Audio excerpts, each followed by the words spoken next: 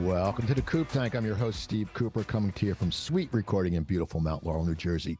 You know, people, if you have a podcast, a video cast, an audio book, hell, even if you need a studio built, SuiteRecording is a place for you. My buddy Joe Ganjami not only knows his stuff and is professional, but he's a great guy. So check out their website at SuiteRecording, SUITE recording.com, or email them at hello@suiterecording.com. Anyway, we have a great show today. As usual, I brought a great group of guests today. Our first guest today from Workplace HCM is Les Vail. How you doing, Les? I'm doing fantastic, Coop. How are you? I'm doing great. And next, good, from Create Your Potential, we have Rebecca Chalson. How you doing, Rebecca? Good. How are you? And finally, a woman that I've known. I used to hang out with her younger brother and drink her parents' Uso in their basement back in the Willowdale section of Cherry Hill. From Hoffman's Exterminating, we have Eve Pappas. What's up, Eve? How you doing, Steve? Great to see you. Good to see you. Okay, I want to go around. I want to find out what you all do. So, Les, tell us about Workplace HCM and tell us what you do and what your position is. So I am the director of sales, a sales manager here, and we are an outsourcing capital management firm. We work with small to mid-sized companies and helping them mitigate their way through compliance, everything from recruitment through termination, everywhere in between, as well as handling and processing their payroll. So we're, we love working with good small to mid-sized businesses and helping them. It's what we've done. And last night we were very fortunate. We achieved the Philly 100 for the third straight year in a row. So that makes us one of the 100 fastest growing companies in the Philadelphia region. That's awesome. Congratulations, Les. It's always a good accomplishment. How about you, Rebecca? Tell us about Create Your Potential. I know you got a lot of stuff going on. Yeah, so Create Your Potential is a digital marketing company. We worked with a number of organizations and businesses over the years. We've become more laser focused within the last year, working with industry experts, consultants, and authors, and helping them create their nationwide impact, developing their personal brand, and helping them become professional speakers. We actually launched a speaker kit recently that gives a leg up, and findmyguestspeaker.com, which helps them promote them nationwide, essentially. We have 25 dynamic speakers on there currently who have a worldwide presence, actually. That's awesome. And Eve, tell us about Hoffman's Exterminating. Yes, my name is Eve Pappas with Hoffman's Exterminating. We're a family-owned business right out of Mantua, New Jersey. My role is the VP of Business Development and Growth. And we've been in business since 1990, and now we have 6 offices.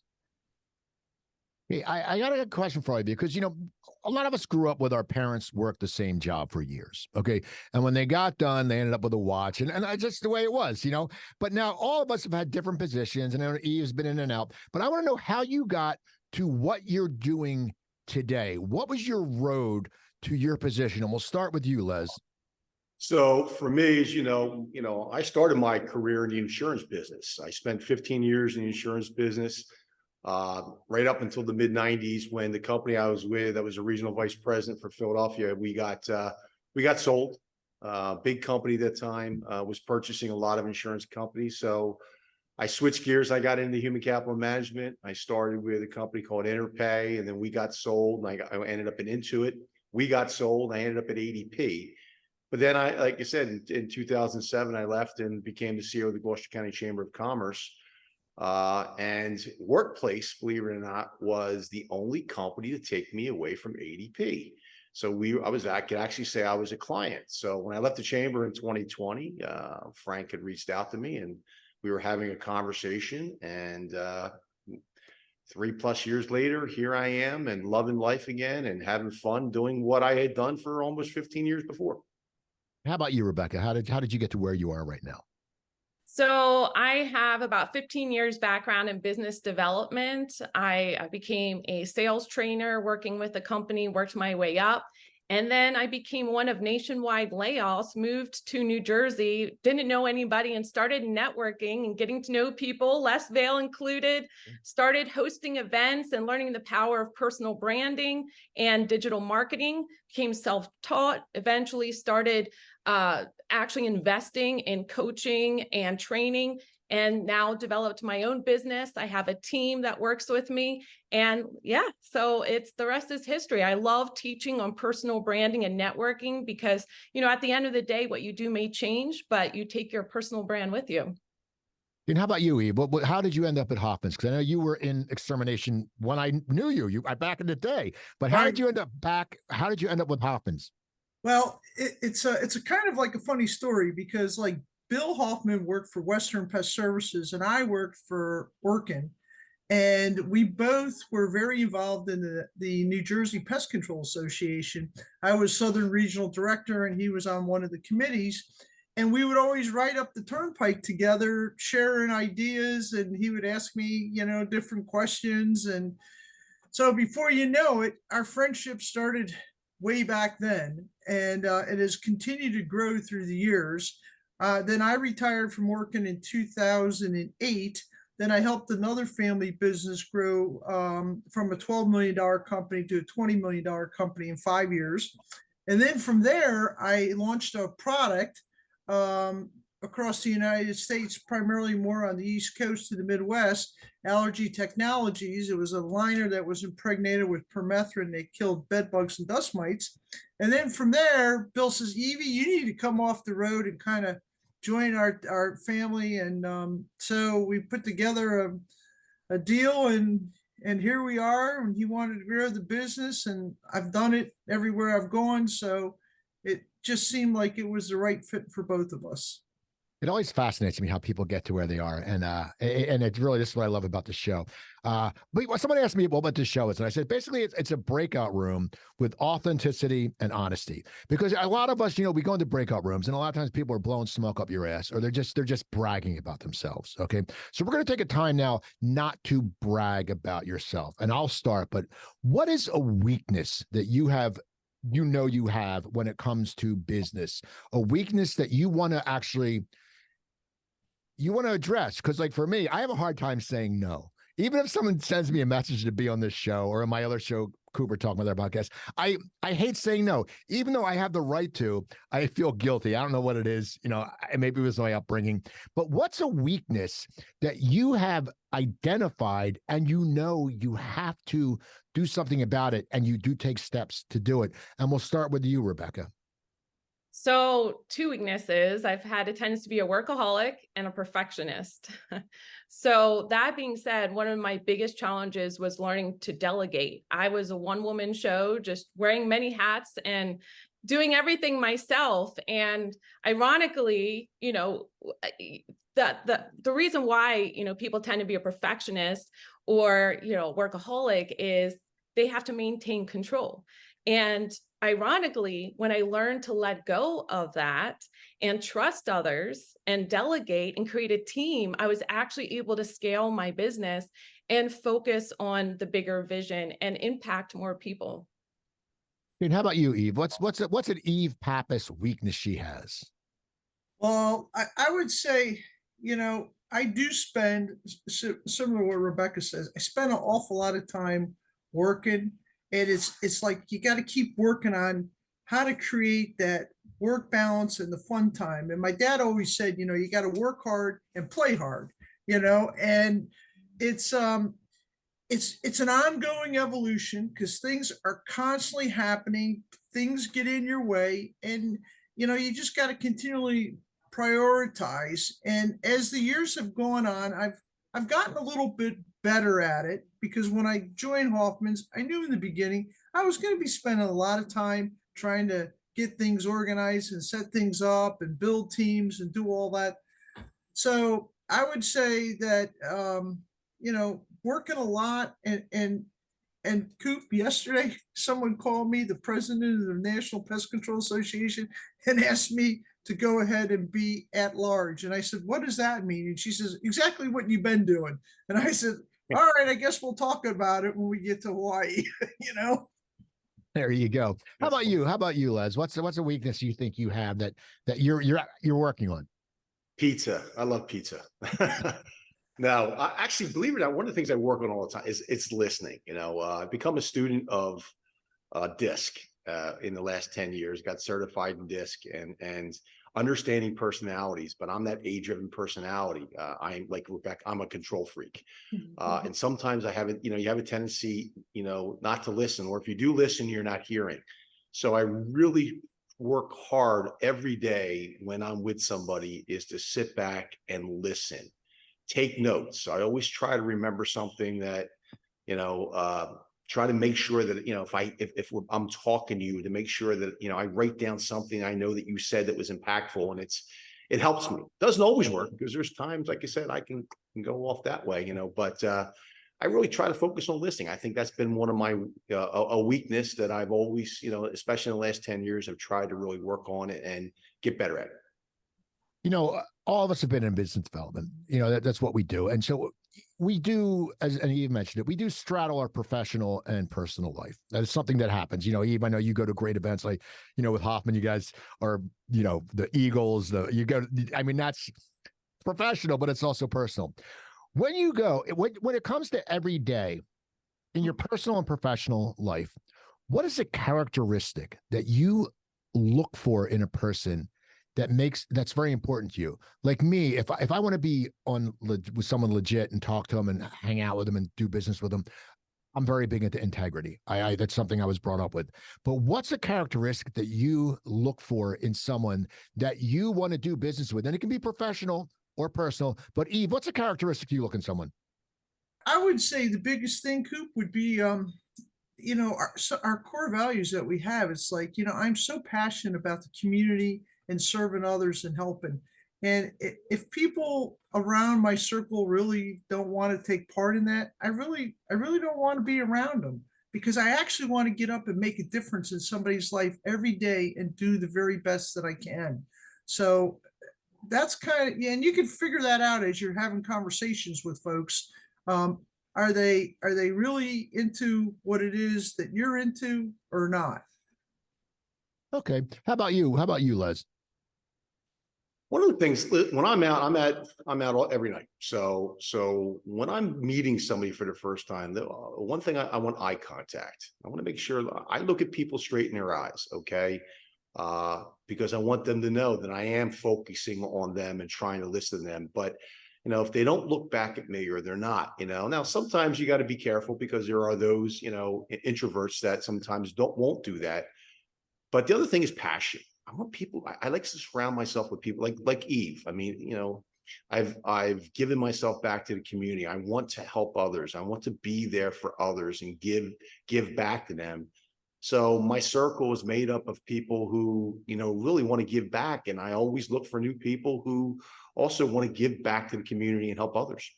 It's funny, eye contact. I was brought up that way, but I have a lazy eye. So it's gotten worse since I'm over. So it's not always easy to give eye contact. People are like, are you looking at me? I go, I swear to God, I'm looking at you. But characteristic, Rebecca, what do you look for? I would say being open-minded. I think, especially in the world that we live in today, there can be a lot of polarizing language, and there can be more arguments about what we can't or won't do. And so I really look for the language that people use and how open-minded they are. Like Les said, body language, listening skills, I think those can all point to how open-minded people are, which also means they'll be receptive to being a lifelong learner, which I tend to gravitate towards people who have that type of mindset. And that's true. And you're right. When we do meet a lot of people, as you both were up. So I've met you all through networking. I mean, except Eve, I've known Eve for years, but I've met you through networking, and you're all good networkers. That's why you're in the show. Because I want people, if you were just someone who was not a good networker, I wouldn't invite you. Because if you were a crappy networker, you'd probably be a crappy guest. That's just the way it is. But what makes you a good networker? Because, we talk about introverts, and I tend to be a little bit introverted, and people don't believe that. But when I go to an event, I like to sit by myself a little bit, and then I'll see who comes over to me, and I'll talk to them. And because I think from years of doing stand-up, I would go to parties, and people go, oh, tell us a joke. And I'm like, no, I'm not a clown, and it sounds dumb, but I am more than that.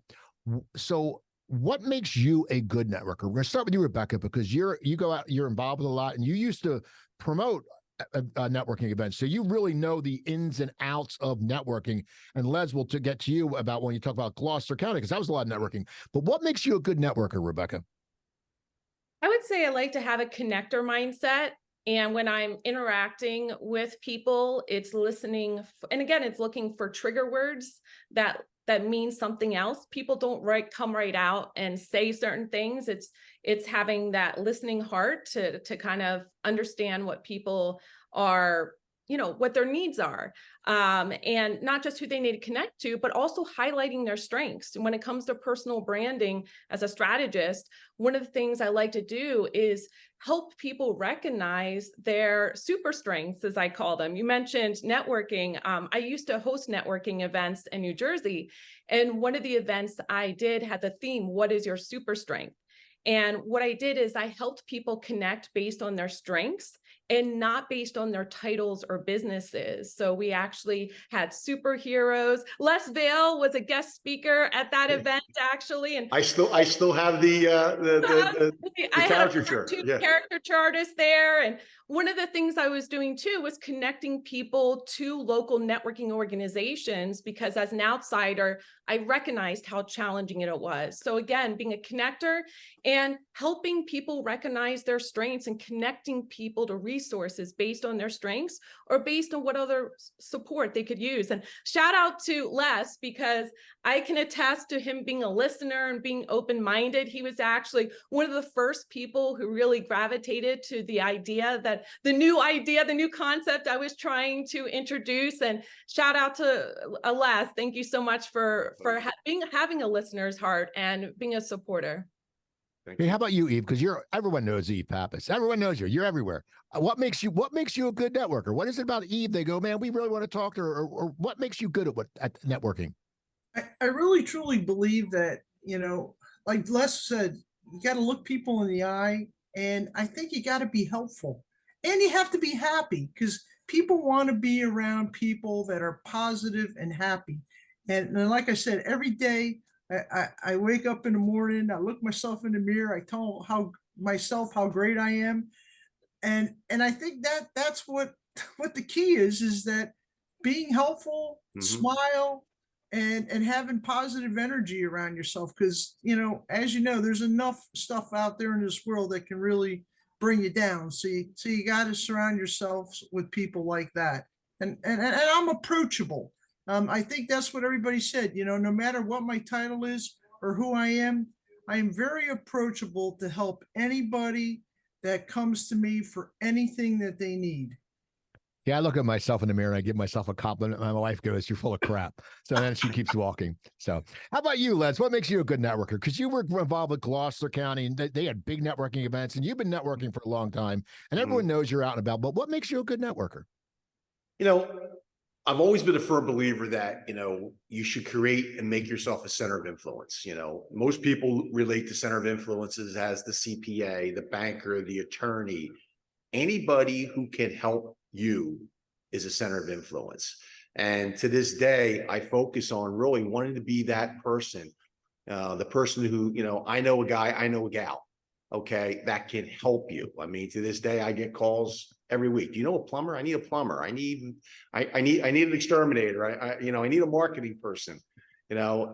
I pride myself on being that person, but it also comes down to understanding relationships, and it's mutually beneficial.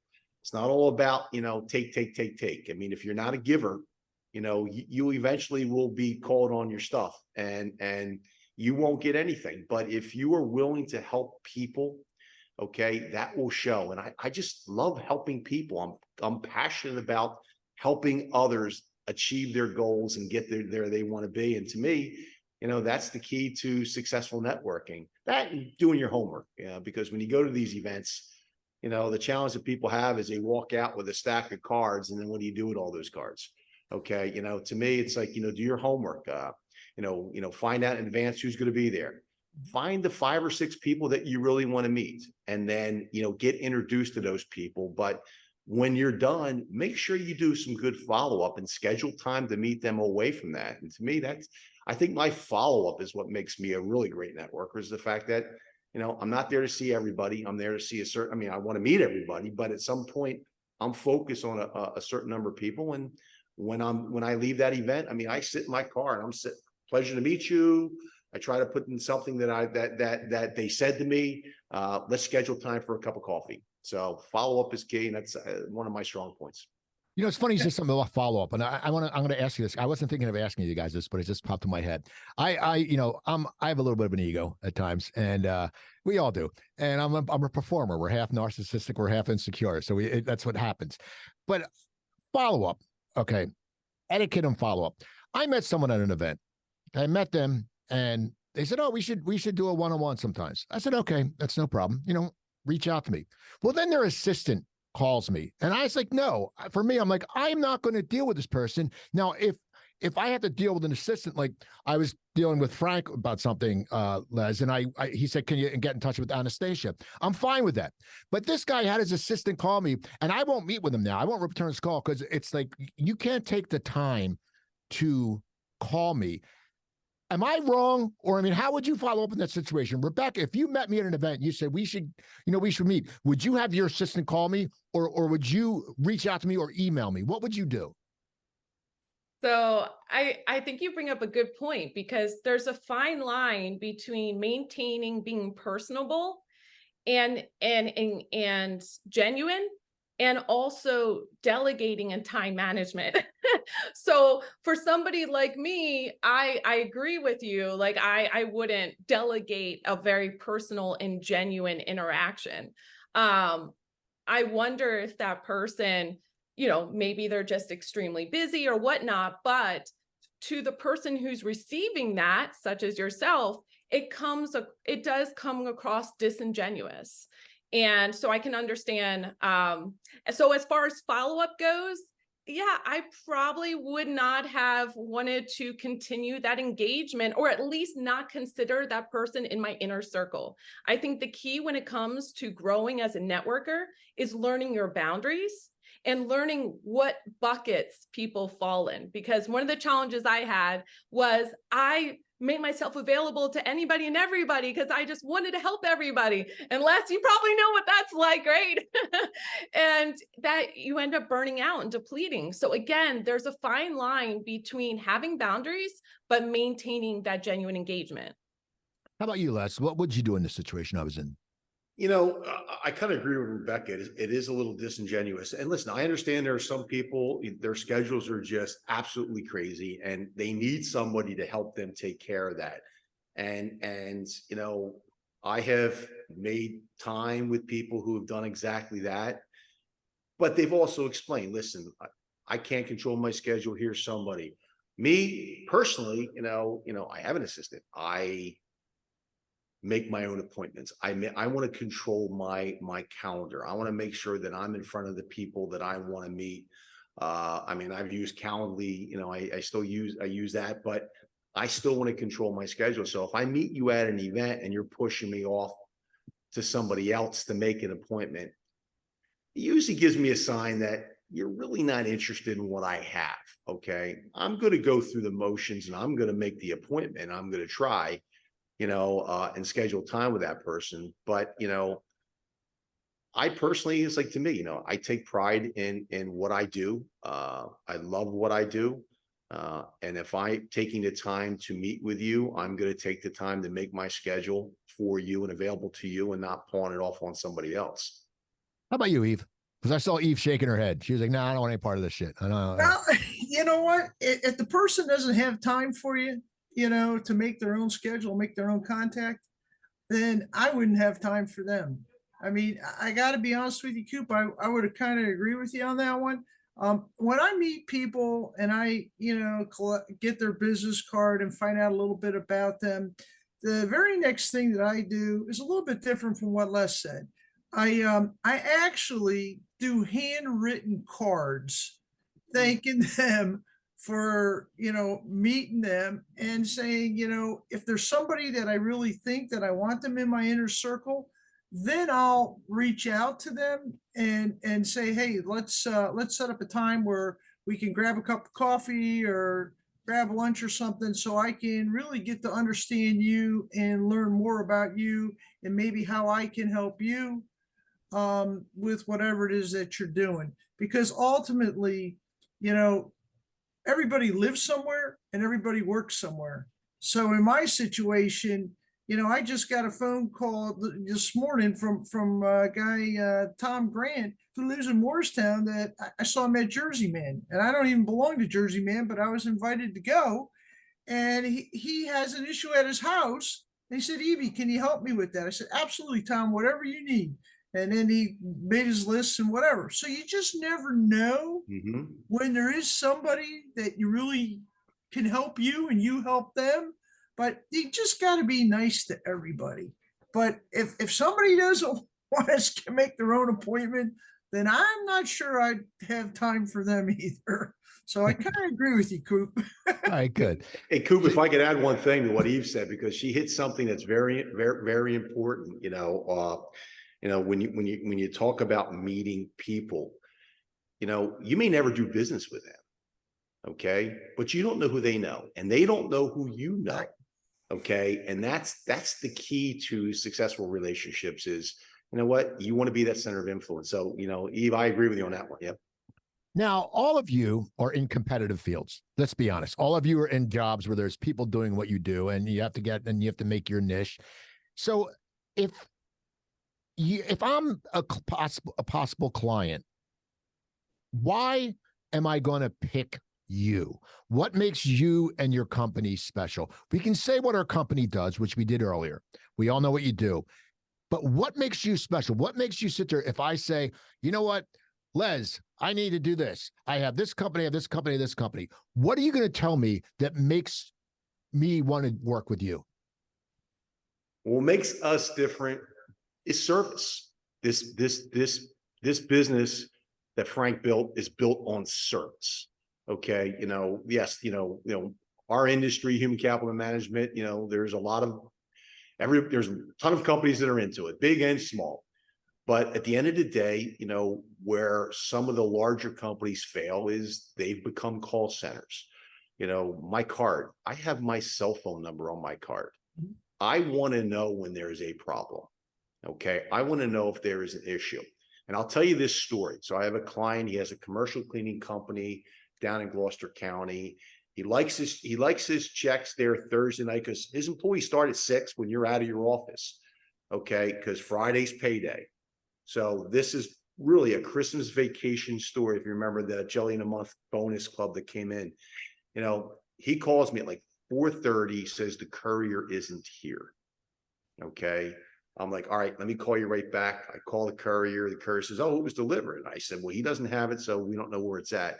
15 minutes later, the courier calls me, says, oh, we apologize. It's actually still on the truck. It fell behind the rack, literally. So what I did was I called Kevin Cardis, who's the head of our operations here and one of Frank's partners, and said, here's the situation.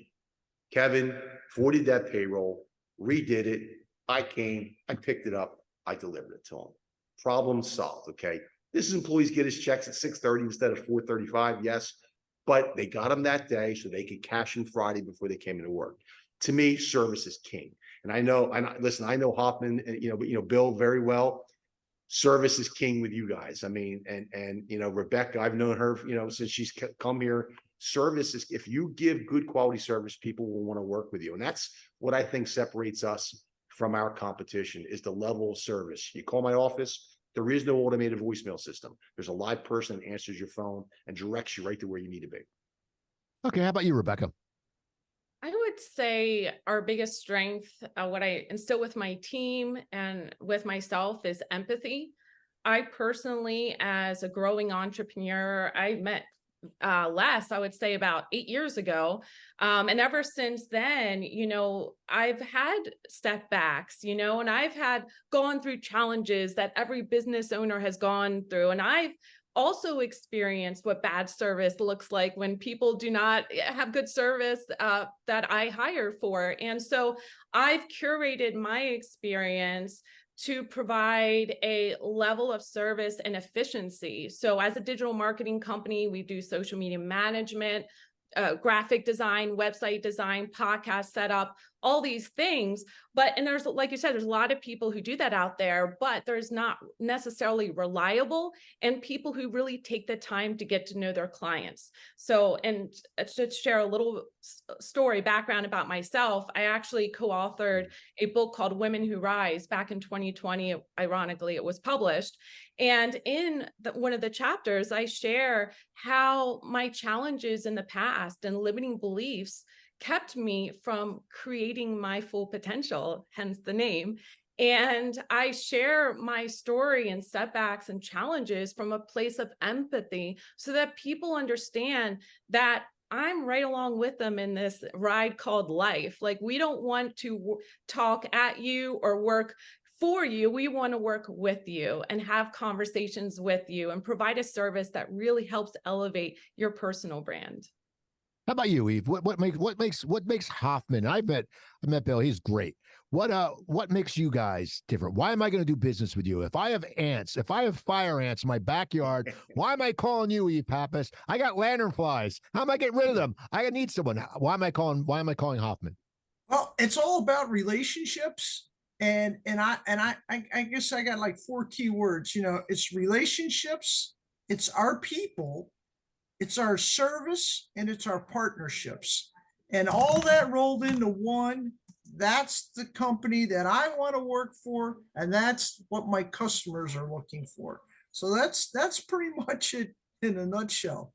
I mean, it's about relationships. And that's like what I said in the beginning. Bill and I started on a relationship that we had back in 1980, whatever, and it's continued to grow and blossom through the years. So that's what it's all about. Okay. We all talk about business and Rebecca, you growing, and everyone grows, and we always grow. I always think we have to learn every day.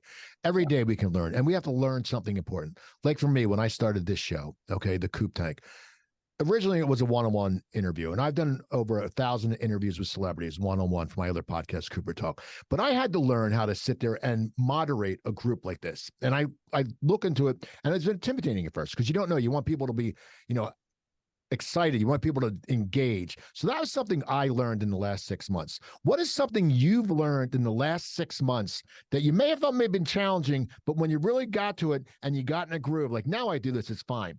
But what is something you've learned in the last 6 months that has really been beneficial to you? And Eve, we'll start with you. Well, geez, Coop, you know what? This is a hard question for me because a lot of times, I've changed my role several times here at Hoffman's, and now it's being out in the community and being the face of the company, and it's like balancing and juggling a lot of balls, I guess I would say, to try to stay focused on 1 or 2 things versus things that can pull me away from what it is that I need to accomplish in each day. That's been a little bit of a challenge for me, but it's getting better every day, as it goes on. And how about you, Rebecca? What's something you've learned in the last 6 months? Because you've seen someone who's always, I can tell you're thirsty for knowledge. You want to learn, and there's some people you can tell. Some people are just like very complacent. None of you people are, but there's, how the people are like, oh yeah, it's my way or the highway, or that, oh yeah, But what is something that you've learned in the last 6 months? Ooh, last 6 months, I would say that's a very personal question as well for me. Unfortunately, over a year ago, my family had a tragic loss in our family, and I had to really hone in on my resiliency to maintain traction with my business. And I would say one of the biggest things that I've learned specifically over the last 6 months was the power of reframing and the ability to adapt. So not only going through a setback, a major loss, and setbacks with, recalibrating, I should say, my direction. One of the things, and, we think about the economy, and I, was also supporting the various realtors and whatnot. And there's been a shift in our economy, and it's learning how to adapt as well as reframe, rather than seeing life as this is happening to me, see it as this is happening for me. I'm being given the opportunity to look at life from a different perspective, to not take life for granted, to not take my relationships for granted.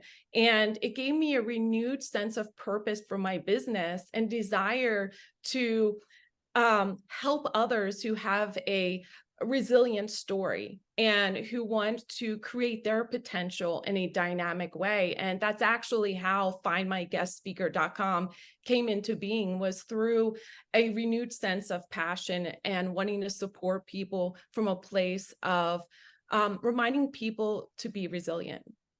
How about you, Les? What's something you've learned? I like even Rebecca, it's a tough question, because I do pride myself on being a lifelong learner. I want to learn every day. Sometimes the head is hard and, things don't always get in as easy as I want them to, but not so much the last 6 months, but I'd say the last year and a half, 2 years, I really have, learned to only do things that I'm actually truly passionate about. I love helping people. At one point, I used to sit on 12 different boards. People wanted me because of my network. And, listen, you come out, gunning, right away. But if there's not a passion for what you're doing, are you really effective?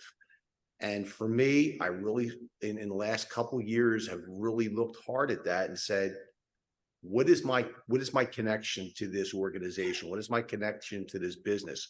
If I could be passionate about where I'm giving back and to this organization, then I'm going to be effective. So that's probably the biggest thing I've learned. One, saying no, but only getting involved with things that I'm actually really, really passionate about and I can be effective on. Okay. Well, now this here comes to one of my favorite parts of the show. It's where I bitch about LinkedIn. Okay. I always pull, so I love LinkedIn. Don't get me wrong. I love LinkedIn, but there's certain things that bother me on LinkedIn. Okay. There's certain terms and things like that. I want to find out all these, like one of my pet peeves is the term rock star. Okay. I don't like when people, rock star is something you learn. Like Les has a picture of the boss behind him. He's a rock star. Okay. When I lived in LA, I went to Taylor Hawkins from the Foo Fighters' 30th birthday party. Dave Grohl's there. Anthony Kiedis is there. Taylor had a piñata that looked like him. And when he opened it, airplane bottles of booze fell out. Okay. That's a rock star. If you're a great salesperson, you're a great salesperson. You're not a rock star. It's a title I think you earn, just like a lawyer or doctor. So rock star bothers me. And if anyone uses that term, I'm sorry if I'm offending you, but it's like, you aren't rock stars. Like, that's just a thing that pisses me off. But what is something that bothers you about LinkedIn? Is there any terms or way people react? And we'll start with you, Rebecca, because you deal with social media. And so you must see stuff that sometimes you must think, why is this person putting this, or why are people doing this? So what's something that bothers you about LinkedIn? You might have to come back to me because I'm a big believer in LinkedIn, especially of late. I think it also depends on how you curate your news feed, because that's one of the things that I teach people is you can control your news feed. There is an unfollow button. So I would say a lot of the people I follow and am connected with are genuine. And I'm trying to think people, and the one thing I actually appreciate about LinkedIn is it's become a lot more strict with not just spamming, and they're not afraid to call people out, and also I appreciate how there's different groups. So I guess I don't have an answer for you right now. You might have to come back to me about words or things I don't like, because honestly, there's so many more things that I do. Oh, I love LinkedIn. There's something I just have to bitch because there's something, it's just the things that irritate me. I do this every week, and I always look at my Fitbit when I get home. My heart rate goes up. It was like last night in the Phillies game. My heart rate was like through the roof in that one inning, and I'm like, I'm looking at my Fitbit. I'm like, oh my god, I'm at 115. I'm like, oh my god. But this is the part that gets me worked up, and I need this to get my blood circulating. Eve, what's something that pisses you off about LinkedIn? Well, you know what? I got to be honest with you. I am not really a social media person. Okay. That's probably one of my weakest links about me is computer stuff. And I just kind of do it because I guess a lot of people want to follow you and see what you're doing or who you're helping or where you're at. And I try to use some of it as, to tell a story, but you know, I know there's one specific pest control company, Arrow Pest Control. Emily Thomas, who's the CEO, third generation, she calls her people rock stars all the time. So I guess everybody's got like a little different meaning about what does that really truly mean. But yeah, I guess I'm like Rebecca. I don't really pay attention to a lot of that stuff because I'm doing so many you two interactions. are so diplomatic. I love it. I love it. But I know Les. There's something that piss Les off because Les Bring is a it fellow. home. Les is a fellow bald man like me, and us bald guys get pissed off at stuff. So, Les, what is something that bothers you about LinkedIn? Any terms Absolutely or anything? nothing at all. LinkedIn's fan. No, honestly, I'll tell you one thing I've learned is, what's happened with social media, especially what I found with LinkedIn, is that all social media isn't created equal. Each platform has a purpose, and what I've seen in the last few years, and although you're starting to see it turn back, LinkedIn was always business. To me, it was always business. It wasn't posting your kids. It wasn't, posting your political, belief. And it went through a period where I used to get so annoyed. It was just like the crap that was on there. People were posting about their kid's birthday party, and they're posting about their political beliefs. And to me, that I don't like. I mean, I'm going to LinkedIn and I'm a paid member of LinkedIn because I want to use it to expand my relationship. I took a course, I don't know, about 7-8 years ago on LinkedIn. And, what I was taught was, one, because of what I was in at that time, I was a rare person to have as many people I was connected with, because of what I did, running a chamber, my network was much larger than the average person. But I also learned that, if you reached out to me and you looked at the content, you said to me, hey, Les, can you introduce me to Rebecca? Can you introduce me to Eve? Well, I better have enough of a relationship to be able to do that. Right. Okay. Facebook, yeah, you friend me, I'll accept it. LinkedIn has become different. I eliminated over a period of time 1,500 contacts, not for anything reason other than if you called me up or asked me, hey, can you connect me to this person? I'm like, I really don't know them. They just reached out to me and I accepted it. So to me, there's a lot of that on LinkedIn that kind of, because I do use it. I'm on it every day. I am mining LinkedIn every day, looking for who can I meet. I'm looking at your networks. I'm saying, and when I reach out to people and I say, hey, listen, Steve Cooper, can you introduce me to Steve Cooper? And they go, no, I met him at an event once. And, we're friends on LinkedIn. Well, no, you're not friends. Are you colleagues on LinkedIn? Are you working together on LinkedIn? So that's what ticks me off and pisses me off about LinkedIn is it's too many people treat it like Facebook. All right. That's a good answer. Okay. Rebecca. I just want to, so I'm a firm believer in balance with all things. And I would, to your point, I definitely see what you're saying, Les, about how it can be used to extreme of too much personal information put out there, especially if it's controversial. I don't think that's helpful to anybody's personal brand. But I think it's important for people to keep in mind who is their target audience.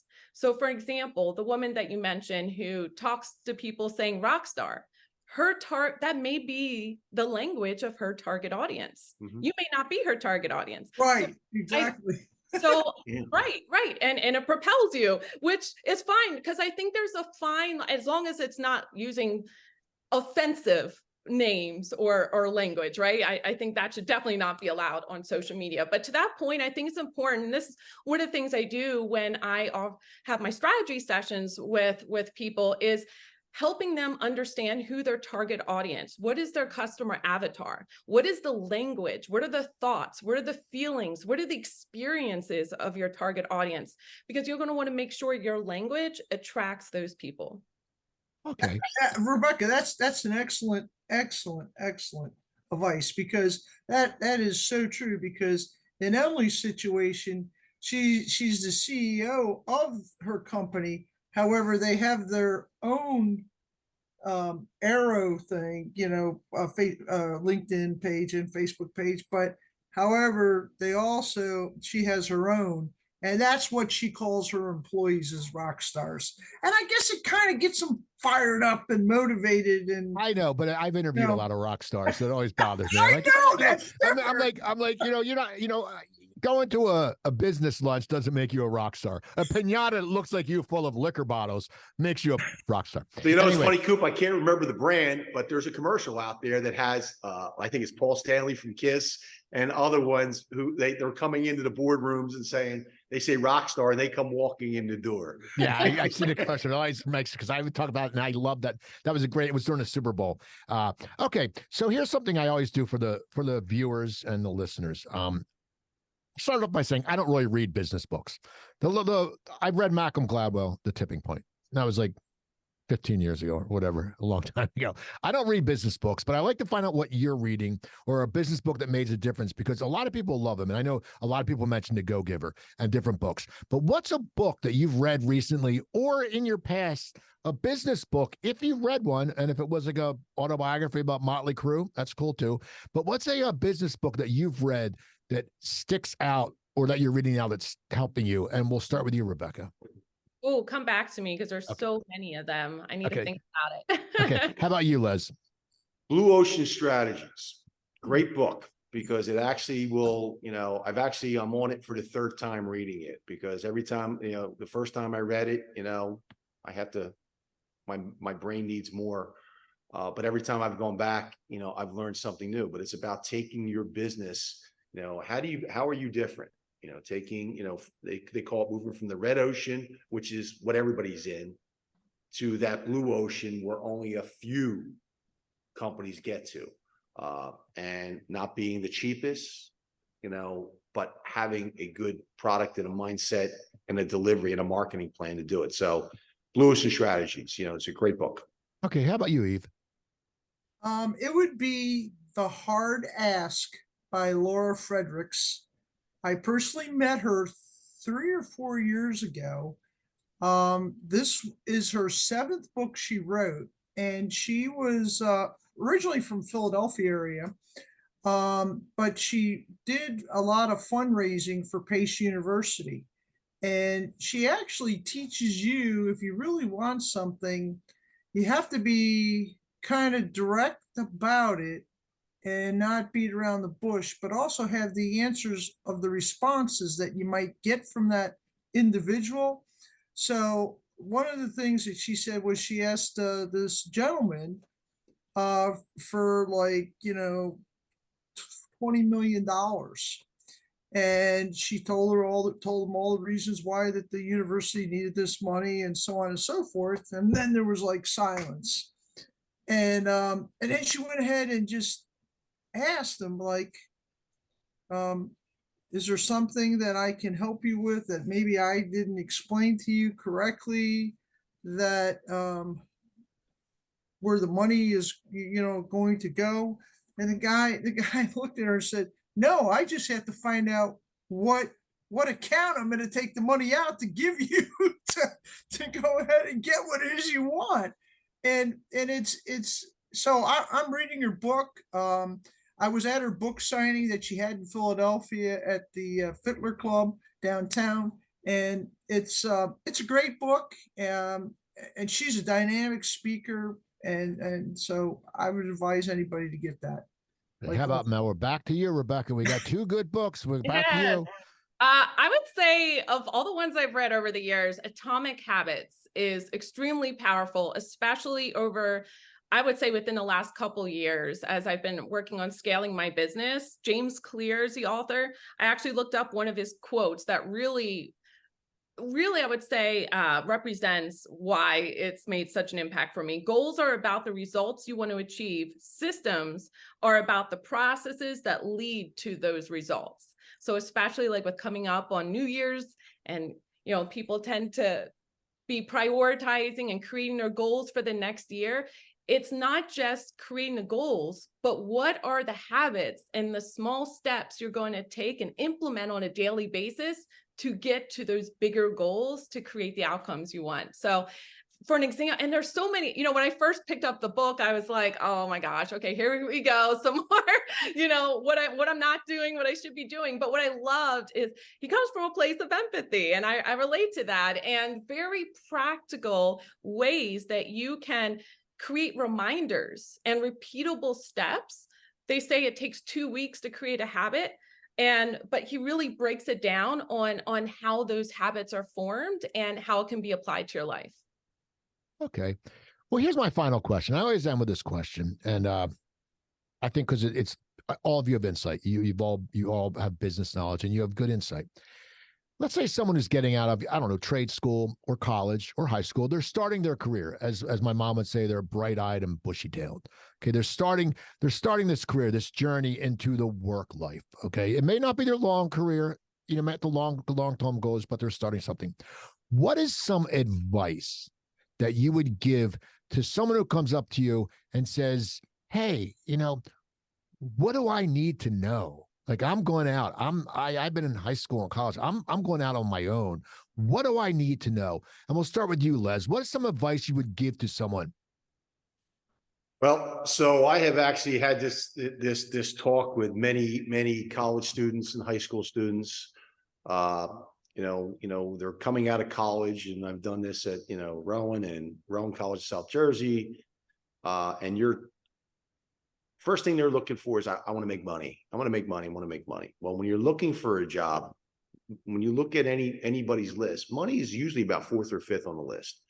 I tell people, look at everything. It's a culture. Today it's about finding the right culture that's a right fit for you, and vice versa as an employer, finding people who are a right fit for your organization. Because, I'll use the term that Steve hates, the rock star you may hire could destroy your culture. Okay. So I always tell people, look at the culture, and understand that, when you're looking for that job, whether it's your first job or your umpteenth job, if you find a company where you fit into that culture and that culture is a fit for you, you know what? You're not going to bounce around from company to company. You're going to be there for a long time because you're going to be happy. And do something where it's not work. If you love what you do, I love what I do. It's not a job. I have fun at it. I mean, the fact that I get paid well for it, it's crazy, but it's I love what I do because we've developed a great culture here, and that's important to me with anywhere. I tell any advice I give you is, you're out looking for a job, look for a company that has the culture that fits you and you fit it. It's funny you say about loving your job. Bryce Harper, after the game the other night, they asked him, is there pressure? And he's like, no, when I was 16 and 17, trying to be the #1 draft choice and all that, there was pressure. He goes, now it's not about money because I have that. It's just because I love playing this game. And that's what it to him was all about. He went through the bullshit when he was younger, but now to him, it's all gravy. How about you, Rebecca? What are you going to tell someone? Well, I know I'm going to be repeating myself because it's a passion, but I've also learned the power of personal branding. Whether you are coming out of college with a degree, or whether you're somebody who didn't go to college, such as myself, personal branding and also cultivating your network is key. Become an expert, regardless of what company you're going to work for, what industry, how you represent yourself online is really key. And that doesn't necessarily mean that you need to create all these professional images. How do you treat people? How do you connect to people? How do you articulate your thoughts? So that's important, is your personal brand online and also offline, which Les has definitely talked about. And then developing your network. You can start doing that while you're in college, and start especially LinkedIn, developing. I know we were poo-pooing LinkedIn a little bit, but developing your LinkedIn and your profile. Think of your LinkedIn profile as your resume to the world. It really is. It is. LinkedIn has billions of users right now. And so, LinkedIn is untapped. If you are not really focusing, it's an untapped gold mine. If you're not focusing on developing your personal brand on there, especially if you're a business owner or fresh out of college, wherever you are in life, LinkedIn can help your professional brand. And how about you, Eve? What are you telling someone? I would say to them, find something that truly matters to you or something that you really, truly love to do. Because so often, and I've interviewed thousands of people, they, sometimes they don't really know who they are to really find out what they really want to do or what they really want to be. And then, like you said, the culture. I mean, if you're a person that likes more of the small family feel, then you don't need to go to a major big corporation to look for a job, because you're probably going to get lost in the shuffle, or vice versa. You have to find what best suits your needs and really what makes you tick and why you do what you do, because it's all about your why. And the other thing you may want to do too is maybe not just go for an interview, maybe just not interview that with that one person, but say, hey, listen, I want to make sure that this marriage is going to work for both of us. So I would like to talk to a couple of your people that is on staff just to see if I can really fit into what it is that you're doing about. I'm a very common, simple person. Okay. It's not anything magical, but just be yourself and go ahead and, ask yourself those questions. And it doesn't hurt to talk to other people within the organization before you make a decision, because they're interviewing you as much as I'm interviewing you. Well, that was awesome. I want to thank you all for coming on. How can people get in touch with you? Use your services, whatever. Les, how can people get in touch with you? Call me on my cell phone, 856-366-7598, or go to our website, workplacehcm.com. How about you, Rebecca? Well, first, I want to offer everybody a gift who is listening today. You can actually schedule a free strategy session with me, a mini strategy session to dive into your personal brand. If you have questions about LinkedIn, optimizing your presence there, social media marketing, website design, you can go to createyourpotential.com and you'll see where you can schedule a free mini strategy session with me. And not only that, but you can also download a free copy of Discover Your Personal Brand workbook. That's a workbook that I'm offering so that you can really learn how to articulate your personal brand, especially for those college students or people who are in transition, looking for new jobs. Discovering your personal brand is key to opening up doors. And how about you, Eve Pappas? You could go ahead and call me on my cell phone at 609-922-8924, or you can email me at epappas@hoffmanpest.com. And I would love to, go out and do a free termite inspection or pest control inspection on any businesses that are, here in this area. We would love to reach out and help you in any way we can. There you have it, people. People, you can get in touch with me. Actually, go to YouTube and search the Coop Tank. Look at the past shows. Subscribe to the channel. Comment on them. Like them. Also go to Spotify, Amazon Music, iHeartRadio. You can listen to the audio versions. Just look up the Coop Tank. You can email me at thecooptank@yahoo.com. If you want to advertise on this show, the people that come on the show are shakers and movers and big business people. The people who watch the show are business people. So wouldn't you want to get your brand, like Rebecca talks about the brand, wouldn't you want your brand to be in the eyes and ears of those people? So email me at thecooptank@yahoo.com. I will give you rates and we can talk about it more. Also, if you have a podcast, audiobook, videocast, hit up Joe Gangiemi at SuiteRecording. Joe's the best producer in town. That's why I do my show here. So email them at hello@suiterecording.com. So I'm Steve Cooper. I hope you have a great week. Go Phillies, and I'll talk to you next time.